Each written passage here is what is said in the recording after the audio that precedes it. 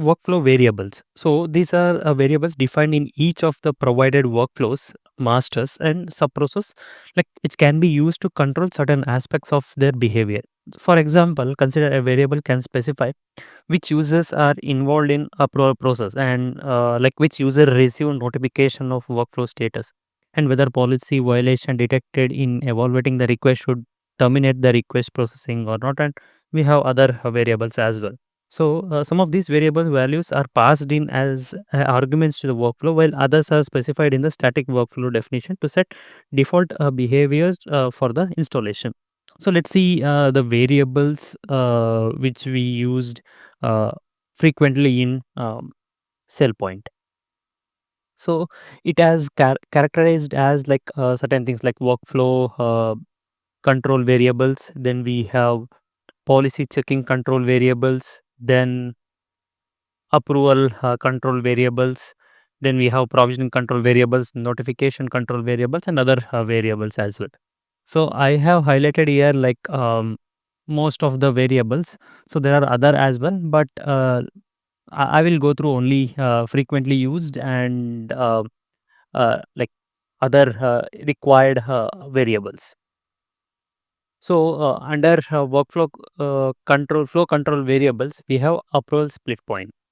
So when you have a split provisioning is enabled, like if you want to enable split provisioning, you have to add uh, parameters or add input for this variable. So it's an approval schema value on which the approval process and subsequent provisioning process should be split. So each entitlement can be approved and provisioning in an independent timeline from other entitlement in the request. So let's say if you have submitted or if user has submitted a multiple items and if you want to process each item independently, so like no need to wait for one item's approval. And also if you want to do or if you want to process things like that, you need to enable split provisioning and all. So for that we have a variable called approval split point. So where you need to split the provisioning from where, like from a manager or owner or manager approval or owner's approval and all. So the value specified in approval split must be one of the values in the CSV of approval schema for this variable to be applied and cause the workflow to follow the split approval branch. So let's say if you have owner and secondary owner, you have to specify within that itself. So then we have optimistic provisioning. Again, in approval split point, so if you are going to enable split provisioning in your LCM provisioning, right? So there are certain things you need to consider, like you need to add splitting the plan within your workflow, like how you to split and all. You have, there are documents for it, like in future I will make a video on that as well. So splitting based on items, like so one account request will be, each account request will have a separate plan and will be processed independently. So two items, let's say entitlement 1 and entitlement 2 has been submitted. So entitlement 1 approval flow and provisioning will happen without involvement of the second one. So it won't wait for the other item to process. So then we have optimistic provisioning. It's again flash which makes the workflow treat the provisioning process as successful even when it is in a queued state. So again, this is not recommended to enable in production. If you want, you can test it in lower environment. So optimistic provisioning is like considering that, like, okay, if you have submitted any request or if your user has submitted any request and if it is in queued state, like IIQ didn't receive the status for any provisioning, so it will keep the item in the queued state. So in the next day aggregation or in next aggregation, it will process the things aggregation and identity maintenance task will process the status or change the status of that request. So usually we enable optimistic provisioning in case where like the application or system which were not frequently aggregated into IIQ. So let's say if you have enabled this, means it's not recommended though. So because IAQ has to wait for the processing the items, and that's what it's not recommended to make optimistic provisioning as true. So but like occasionally the system managed through ticketing system or provisioning system which were frequently re-aggregated, you can use that. Then we have a foreground provisioning, that is the provisioning will happen on the foreground, which keeps provisioning in the foreground. So provisioning is known to have completed when control is returned to the user. So otherwise the provisioning steps are usually backgrounded. So most of the provisioning will happen in the background, means again if you have not enabled this. So again, this is not recommended to enable actually. So all the processing need to happen in the background itself. So these three are the variables which we need to specify it. And then we have flow, plan, do refresh, and identity name. So identity name is the value for processing the user which gets getting processed. So let's say some XYZ user is getting processed. So then XYZ is the identity name. Then do refresh. So if you want to refresh after provisioning, you can do that. Plan and flow. Plan, if the request has been submitted through manage user access, IAQ will create the plan. Then the flow is the flow of the workflow. So if you have created a manual or sorry customized workflow, then you have to specify the flow for it. Let's say if you have life cycle events, you have to specify the flow, like joiner, lever, rehair, or whatever the custom workflow, you have to specify it. Plan, it's a again global variable, in the sense this variable will be passed to the sub process as well. Then then we have other variables as well, but most of the times we use these variables itself. Then we have another control variable, that is policy checking control variable. So there we have a policy schema. So the action the workflow should take if any policy violation are discovered during the policy analysis in the identity request. So what action he needs to take, what IAQ has to take, whether when there is a policy detected, whether it needs to continue or interactive, in the sense user has to take some action or fail the request. So depending upon the value we provide, the IAQ will take necessary action. Let's say if you have given none, so it will disable the policy checking. Then continue, if you have given a value continue, it process the request anyway if the violation are found. Then usually the recommended is the interactive one. So allow the requester to remove the requested item which caused the violation.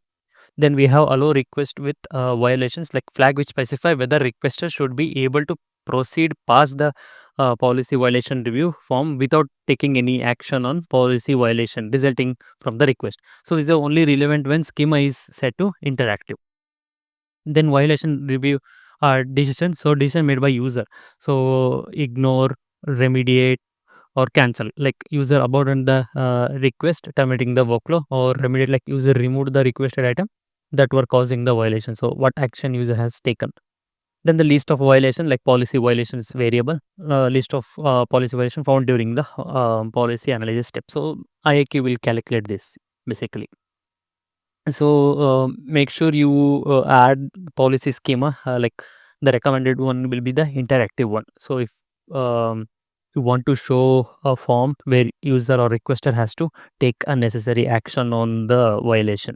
So basically he has to cancel the request or he has to remove the item which is causing the violation.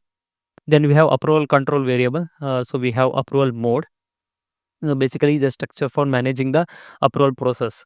So we have a serial poll, parallel poll, like how approval needs to happen, so one after the other or parallelly. So the value you need to provide, usually like most of the organization go for parallel, like assign work item to approvers at the same time. If all items are rejected by one, other approvers work item will be deleted automatically without requiring their review. However, like individual line items are not stripped from the approval when rejected by other approvers. So if one approver rejected it, it won't go further. So then approval schema. So again, it's a CSV list of approvals to be included in the approval process. We'll be having a manager, owner. Again, it's depending upon the organization to organization. So usually, you will specify manager and owner. So how it happens is, again, there is a approval framework provided by SailPoint SSD as well. So SSF, in the SSF framework, we have approval framework. You can utilize that so that approval will be calculated dynamically, like based on approval type in the roles and all. So that also can be implemented.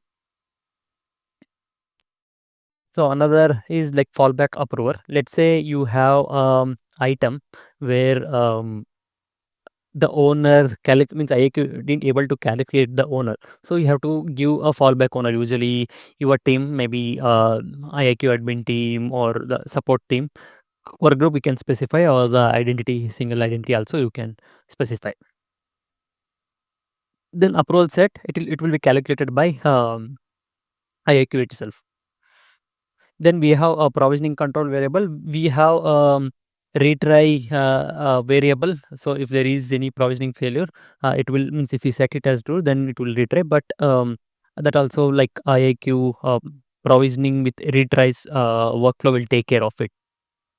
So then we have a notification control variables like notification schema. So we have to specify the list of schema, like list of identities, like this is like, let's say if you provided user requester manager, so the IAQ will launch or trigger email to the user requester and manager.